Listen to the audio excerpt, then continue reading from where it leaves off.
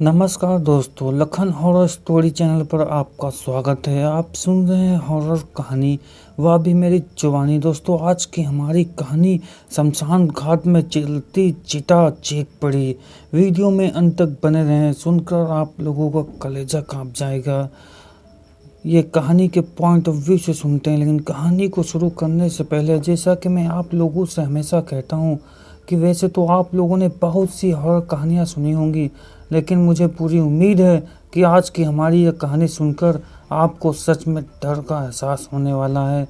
बस मेरी आपसे इतनी गुजारिश है कि आप अगर इस कहानी को पूरा सुनेंगे तो आपको सच में बहुत ज़्यादा मज़ा आने वाला है। साथ ही अगर आप पहली बार हमारे चैनल पर आए हैं तो चैनल को भी सब्सक्राइब कर लीजिए। ऐसा करने से हमारी और आपकी नज़दीकियाँ बढ़ जाएंगी और आगे आने वाली वीडियो आप तक आसानी से पहुंच जाएगी। तो ज़्यादा समय ना लेते हुए जल्दी से अपनी कहानी को शुरू करते हैं। नमस्कार दोस्तों, मेरा नाम लखन है और मैं उन्नाव उत्तर प्रदेश का रहने वाला हूं। आप लोगों ने अपनी ज़िंदगी में बहुत सी भूतिया और डरावनी कहानियां सुनी होंगी, लेकिन आज मैं आप लोगों के लिए जो कहानी लेकर आया हूं, उस कहानी को सुनकर आप लोगों को इस बात पर यकीन होगा कि कभी कभार हम लोग किसी ऐसी अनजान जगह पर दस्तक दे देते हैं जहां शायद हम लोगों को नहीं जाना चाहिए, क्योंकि हमारे से पहले ही वहाँ पर कुछ ऐसी चीज़ों की रहस्यमयी होती है जिससे वो जगह हमारे लिए कहीं ना कहीं खतरनाक साबित हो सकती है। लेकिन फिर भी हम लोग उन सब बातों पर ध्यान न देते हुए सिर्फ एक एंजॉयमेंट के चलते इन सारी चीज़ों को नज़रअंदाज कर देते हैं, और फिर वही चीज़ हम लोगों के लिए आगे जाकर भारी पड़ जाती है। दरअसल यह कहानी शुरू होती है गंगा किनारे बसे उस पुराने शमशान घाट पर चिताएं हर रात चलती थीं, मगर आज की रात कुछ अलग थी। एक बूढ़ी माँ चीख चीख कर अपने जवान बेटे के निर्जीव शरीर से लिपटी रो रही थी। उसकी आंखों से गिरते आंसू उससे बुझते दीपक की तरह लग रहे थे, जो अंधेरे में खोने से पहले एक आखिरी बार टिमाटिम रहा था। घाट पर खड़े लोग चुपचाप उस दृश्य को देख रहे थे, मगर कोई आगे बढ़कर उस माँ को दिलासा देने की हिम्मत नहीं कर पा रहा था। दूर शमशान के कोने में बैठा एक बाबा धुंधले अंधेरे में कुछ बुदबुदा रहा था, जैसे उसे कुछ पता हो जो बाकी दुनिया से छिपा हो। जैसे ही बेटे की चिता को आग लगा दी गई, लपटें भड़क उठी, मगर तभी चारों ओर सन्नाटा छा गया। जलती हुई चिता से एक चीख निकली, इतनी तेज कि वहां खड़े हर व्यक्ति की रीढ़ में सिरन दौड़ गई। माँ का दिल धक से रह गया, सबके चेहरे भय से सफेद पड़ गए। वह सिर्फ एक चीख नहीं थी, वह दर्द, पीड़ा और किसी अनकही यातना की गूंज थी। कुछ लोगों ने देखा कि चिता की लपटों के बीच एक आकृति हिल रही थी, जैसे कोई छटपटा रहा हो। यहाँ कैसे हो सकता है? एक आदमी बुदबुदाया। कोई कुछ समझ पाता इससे पहले ही लपटें शांत हो गईं और वह सिर्फ राख बची थी। लेकिन राख के बीच किसी ने देखा एक अर्ध जली उंगली जो चीता की लकड़ियों के बाहर निकली हुई थी, मानो किसी की आत्मा अभी भी मुक्त नहीं हुई थी। माँ अपने बेटी की अस्थियों को देखने के लिए दौड़ पड़ी, मगर जैसे ही उसने राख में हाथ डाला, एक औरत की चीख घाट में गूंज उठी। माँ ने सिर उठाया, देखा एक परछाई शमशान के पेड़ के नीचे बैठी थी, घने अंधेरे में चमकती लाल आंखें लिए। कोई हिम्मत नहीं जुटा पाया कि उसको देख सके। माँ ने कांपते हाथों से राख को उठाया और तभी कुछ ऐसा महसूस हुआ कि उसकी आत्मा कांप गई। बेटे की अस्थियों के बीच कुछ और भी था, किसी और का अर्ध जला कंकाल। माँ ने दहाड़ मारकर रोना शुरू कर दिया। ये कौन है? कोई बोला, मगर इस सवाल का जवाब देने वाला कोई नहीं था। घाट पर अजीब सा सन्नाटा छाया था, मानो सब जानते थे कि यह कौन था, मगर कोई कहने की हिम्मत नहीं कर रहा था। बाबा, जो अब तक चुप बैठे थे, धीरे धीरे उठे और कांपती आवाज में बोले, ये आत्माएं यूं ही नहीं भटक रही। इस शमशान में चलने वालों की आत्माएं कभी मुक्त नहीं हो पाती। वहां खड़े सभी लोगों ने एक दूसरे को भयभीत नजरों से देखा। बाबा ने आगे कहा, हर अमावस्या को यहाँ जलने वाले इंसान की आत्मा अगली अमावस्या तक जीवित रहती है। वह खुद नहीं जलती, कोई और जलाता उसकी जगह। यह सुनते ही घाट पर खड़े लोगों के पैरों तले जमीन खिसक गई। एक युवक ने कांपते हुए पूछा, अगर ऐसा है तो अभी जिस आत्मा को जलाया गया, क्या वह मेरा दोस्त नहीं था? तो फिर कौन था? बाबा ने सिर झुका लिया और कहा, वह कोई और था, या यूं कहो वह कभी इंसान था ही नहीं। माँ बेहोश होकर गिर पड़ी। घाट पर सन्नाटा छा गया।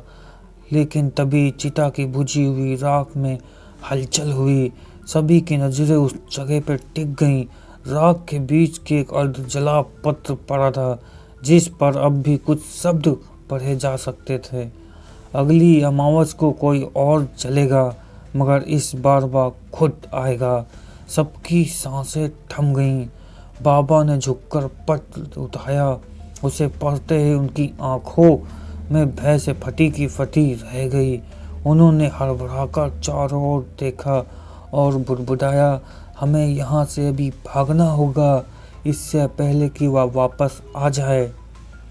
अमावस्या की रात बीत चुकी थी, लेकिन शमशान घाट पर मौजूद लोगों की आंखों में अब भी बीती रात का खौफ जिंदा था। बाबा उस अर्ध जले पत्र को हाथ में पकड़े घाट के किनारे बैठे रहे। उनकी आंखों में चिता साफ झलक रही थी। उनके चारों ओर कुछ गांव वाले जमा थे, लेकिन कोई भी बोलने की हिम्मत नहीं कर पा रहा था। अचानक एक लड़का घबराते हुए घाट पर दौड़ता हुआ आया। उसकी सांसें तेज चल रही थी। वह हाँफते हुए बोला, बाबा कुछ तो गड़बड़ है। मेरे दोस्त रोहन की लाश आज सुबह नदी के किनारे मिली है। लेकिन क्या? बाबा ने उसकी तरफ घूरकर देखा। लड़के ने कांपते हुए जवाब दिया, वह कल रात आपके साथ शमशान घाट पर था ना? फिर उसकी लाश यहाँ कैसे मिली? यह सुनते ही सबके चेहरे पीले पड़ गए। कल रात जो रोहन वहाँ खड़ा था, वह कौन था? गांव के लोग रोहन की लाश देखने नदी किनारे पहुंचे। उसका शरीर एकदम नीला पड़ चुका था और उसके हाथ की हथेली पर कुछ गुदा हुआ था। अगली बारी तुम्हारी है। लोगों की रीढ़ में सिरहन दौड़ गई। कोई कुछ बोलता इससे पहले ही गांव के बुजुर्ग रघु काका बोल पड़े, ये मौत नहीं, ये श्राप है। बाबा धीरे धीरे आगे बढ़े और लाश के पास बैठकर हथेली पर लिखे शब्दों को गौर से देखा। फिर उन्होंने कांपती आवाज में कहा, ये वही आत्मा है जो शमशान घाट में चलने वालों के बदले किसी और की बलि लेती है। गांव में हड़कंप मच गया। यह बात सच थी तो अब अगली बारी किसकी होगी? रोहन की माँ उसकी लाश को पकड़कर फूट फूट कर रो रही थी। उसकी चीखें हर किसी का दिल चीर रही थी। मेरा बेटा क्यों? उसने क्या बिगाड़ा था किसी का? गांव के लोग सिर झुकाए खड़े थे। कोई भी उसकी आंखों में आंखों डालकर जवाब नहीं दे सकता था। बाबा ने गहरी सांस ली और बोले, इस शराब का अंत करने के लिए मुझे शमशान घाट में कुछ खोजना होगा, कुछ ऐसा जो सालों से छुपा है। रोहन की माँ ने बाबा के पैरों से गिरते हुए कहा, बाबा आप इस आत्मा से हमें बचा लीजिए। मैं अपने बेटे की मौत का बदला लेना चाहती हूँ। बाबा की आंखों में दर्द झलक रहा था, लेकिन उन्होंने सिर हिलाकर कहा, ये इतना आसान नहीं है। हमें शमशान में जाकर जानना होगा आखिर वहाँ क्या छुपा है। रात का समय हुआ। बाबा गांव के 4 मजबूत युवक और रोहन की माँ हाथ में मासल लिए शमशान घाट पहुँचे। वहाँ अजीब सी ठंडी हवा चल रही थी। हर कोई सहमा हुआ था। बाबा ने शमशान की एक पुरानी कब्र की ओर इशारा किया। इसका इतिहास इस गांव में किसी को भी नहीं पता, लेकिन यहीं इस रहस्य की चाबी है। जैसे ही उन्होंने हाथ में पकड़ी पेड़ों को हटाया, जमीन पर एक नाम घुटा हुआ था, रुद्रनाथ। गांव का सबसे बूढ़ा आदमी, जिसे लोग बस रुद्र बाबा के नाम से जानते थे, सहसा पीछे हट गए। ये नाम असंभव है। बाबा ने चौंक कर पूछा, कौन था ये? रुद्र बाबा का चेहरा सफ़ेद पड़ गया। ये आदमी 50 साल पहले इसी गांव का पुजारी था, पर इस गांव वालों ने जिंदा जला दिया था, और तभी से हर अमावस्या को यह आत्मा किसी की बलि लेती है। लेकिन इसे जिंदा क्यों जलाया गया था? रोहन की मां ने आंसुओं के बीच पूछा। बाबा चुप रहे, लेकिन तभी शमशान में हवा का तेज झोंका आया और जलती हुई मशाल अचानक बुझ गई। चारों ओर अंधेरा छा गया। उसकी अंधेरे में एक धीमी मगर डरावनी आवाज गूंज उठी, अब मुझे कोई नहीं रोक सकता। बाबा ने सबको पीछे हटने का इशारा किया, मगर जैसे ही उन्होंने पीछे मुड़कर देखा, रोहन की लाश अचानक गायब हो चुकी थी। घोर अंधकार और सन्नाटे में डूबे शमशान घाट में रोहन की लाश के गायब होने से सभी के चेहरे पर डर साफ झलक रहा था। बाबा ने तेजी से चारों ओर नजरें दौड़ाई, लेकिन कहीं कुछ नजर नहीं आया। हमें यहाँ से अभी निकलना होगा, बाबा ने चेतावनी दी, मगर तभी अचानक रोहन की माँ घुटनों के बल बैठ गई और चिल्लाई, मेरा बेटा कहाँ है? तभी शमशान की पुरानी कब्रों के बीच से किसी के पैरों की खड़खड़ाहट सुनाई दी। सभी ने मासूरों की रोशनी उधर घुमाई तो एक परछाई धीरे धीरे उनकी ओर बढ़ रही थी। वह रोहन था, मगर उसका चेहरा अजीब तरह से विकृत था। उसकी आंखें खाली थीं और उसकी चाल इंसान जैसी नहीं लग रही थी। रोहन की माँ उसे देखते ही दौड़ी, लेकिन बाबा ने उसे पकड़ लिया। ये रोहन नहीं है, ये सब कुछ और बन चुका है। बाबा ने अपनी थैली से लाल रंग का चूरन निकालकर जमीन पर एक घेरा बनाया और सभी से उसमें खड़े रहने को कहा। रोहन या जो कुछ भी वहाँ था अब उनके बेहद करीब आ चुका था। तुम कौन हो? बाबा ने जोर से पूछा। तभी रोहन के शरीर से एक साया बाहर निकला, लंबा, काला और लाल आंखों वाला। उसकी परछाई शमशान की आग से भी काली थी। उसकी आवाज़ गूंजती हुई आई, तुम्हें क्या लगता है तुम मुझे रोक सकते हो? गांव के सबसे बुजुर्ग व्यक्ति रुद्र बाबा कांपते हुए बोले, रुद्रनाथ तो आज भी जिंदा है? साया हंसा, एक ठंडी और गूंजती हुई हंसी। हाँ, मैं जिंदा हूँ, और जब तक मेरा बदला पूरा नहीं होगा मैं मुक्त नहीं हो सकता। बाबा ने गहरी सांस ली और पूछा, कौन सा बदला? रुद्रनाथ की आत्मा गुर्राई, गांव वालों ने मुझे निर्दोष होते हुए भी तांत्रिक समझकर जिंदा जला दिया था। मैं साधना कर रहा था, लेकिन लोगों ने मुझ पर काला जादू करने का आरोप लगा दिया। मेरी चीखें किसी ने नहीं सुनी, लेकिन अब हर अमावस्या को मैं उन्हें सुनने पर मजबूर करता हूँ।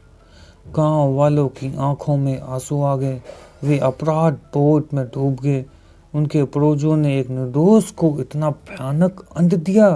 अब क्या चाहते हो? बाबा ने आवाज में पूछा। रुद्रनाथ की आत्मा गरजी, मुझे मुक्ति चाहिए, लेकिन मैं अकेला नहीं जाऊंगा। तभी रोहन का शरीर जमीन पर गिर पड़ा। उसकी आंखें अब भी खुली थीं, मगर वह अब नहीं रहा था। उसकी माँ दहाड़ मारकर रोने लगी। बाबा ने आंखें बंद कर ली और बोले, रुद्रनाथ, यदि हम तुझे तर्पण करें, क्या तू गांव को छोड़ देगा? साया कुछ देर चुप रहा, फिर धीमे से बोला, हाँ, लेकिन मुझे पूरा सम्मान मिलना चाहिए।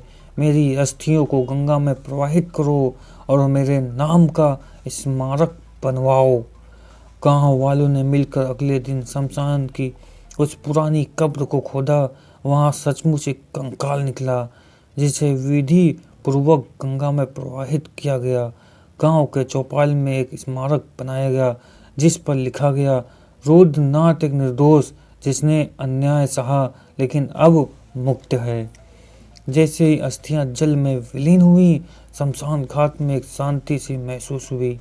हवा अब पहले जैसी भारी नहीं थी। रुद्रनाथ की आत्मा अब मुक्त हो चुकी थी। गांव फिर से सामान्य हो गया, लेकिन बाबा ने आखिरी रात एक सपना देखा। सपने में उन्हें वही शमशान दिखा और वहाँ एक और परछाई खड़ी थी, लाल आंखों वाली। तुमने रुद्रनाथ को मुक्त किया, लेकिन मैं अब भी यहाँ हूँ। बाबा की आंखें खुली और उनका माथा पसीने से भीगा हुआ था। शमशान का श्राप शायद खत्म नहीं हुआ था, या फिर कोई और रहस्य अभी भी छिपा हुआ था। दोस्तों, वीडियो का अंत हो चुका है। वीडियो को लाइक कर दीजिए, कमेंट में ज़रूर बताइएगा आप लोग किस ज़िले से देख रहे हैं वीडियो। अपना नाम ज़रूर कमेंट में लिखिएगा। अगले वीडियो में सम्मान पूर्वक आप लोगों का नाम लिया जाएगा। चैनल को सब्सक्राइब करना बिल्कुल ना भूलिएगा, ताकि अगला वीडियो आप तक आसानी से पहुंच जाए। बेल आइकन जरूर दबाइएगा।